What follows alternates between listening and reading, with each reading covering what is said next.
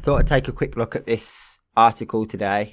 So the headline of this article is The Call to Veganism, and I think it stereotypifies everything that's kind of or usually put out there, and also the desperation shown by the media to try and sort of slam anything or to try and cast a negative or derogatory spin on it. Never bothered spending even one moment researching, because if they looked into it, if they looked at the definition on the Vegan Society website, for instance, then they'd realise that it wasn't. But never mind, I suppose that's probably a lot to ask for a journalist in 2023. So the article that is cited, if recent headlines are to be believed, then the answer is yes, is actually a Guardian article which is talking about a few plant-based products whose sales have dropped. Nothing to do with veganism, nothing to do with the movement, just a few products where their sales have not been as good as they expected. All these different factors that are potentially in play here, i.e. people not having the money, people finding cheaper alternatives, people actually learning how to cook. None of those are taken into consideration.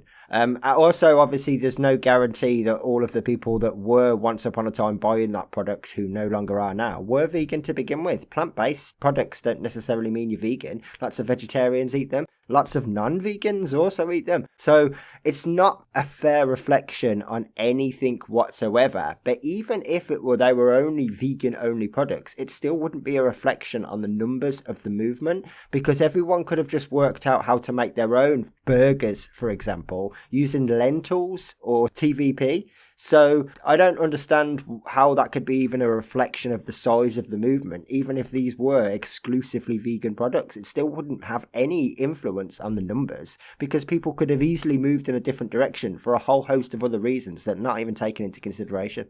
But as the article goes on, it kind of debunks itself in terms of what I've just been saying are the other reasons.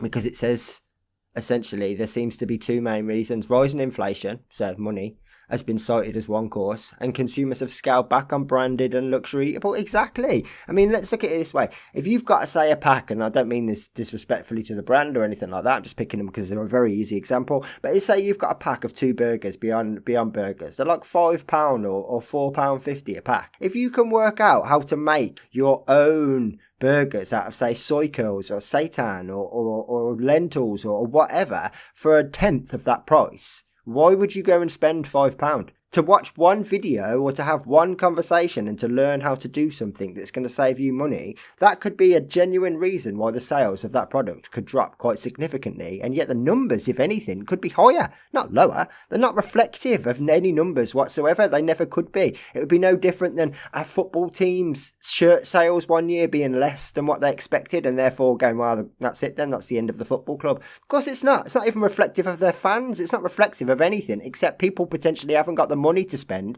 on this particular product that they used to have to spend on this particular product. That's it. I mean, I'm sure there's nowhere near as many people at the moment currently flying abroad. Does that mean that holidays are done? The cult of holidays is finished? Like, it's just so ridiculous. Whatever the reasons, we should welcome the retreat of the cult of veganism, and I use the word cult deliberately. There's nothing like good, unbiased, fair journalism, is there? You haven't bothered doing any research into the subject or into the philosophy, into the movement or what it stands for, what it opposes or anything like that. You just basically just think, yeah, they don't consume these products. That's it. Like, there's no evidence. I mean, that's a pretty serious accusation and you've got nothing to back it up.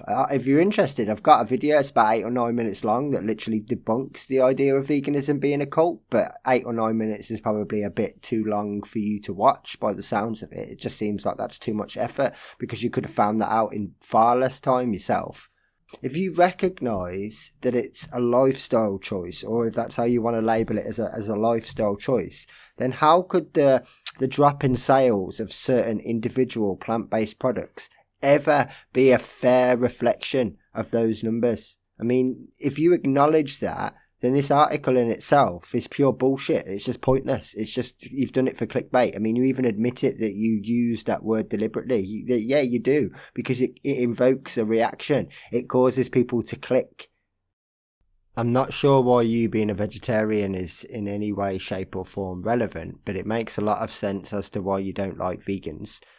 We are the living, breathing proof that you are not doing enough. We are the living, breathing proof that you are a hypocrite and that your ethical stance against animal cruelty, is it, as a vegetarian, means absolutely nothing whatsoever. That's why you don't like us. See, the first part of this paragraph isn't too bad because it actually shows a decent understanding of what veganism is in the terms of that we're against all use and it's not just about the cruelty or the harm involved. But it really digresses quickly when they say, in this respect, the best exemplars of the vegan movement are the animal rights fundamentalists, Peter.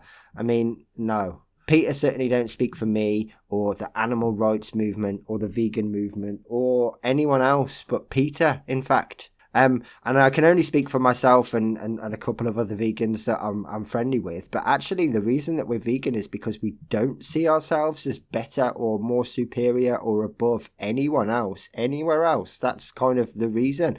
That superiority that most people feel, where they'll make these justifications, i.e., I'm top of the food chain, or might equals right, or anything else. That's you thinking that you're better.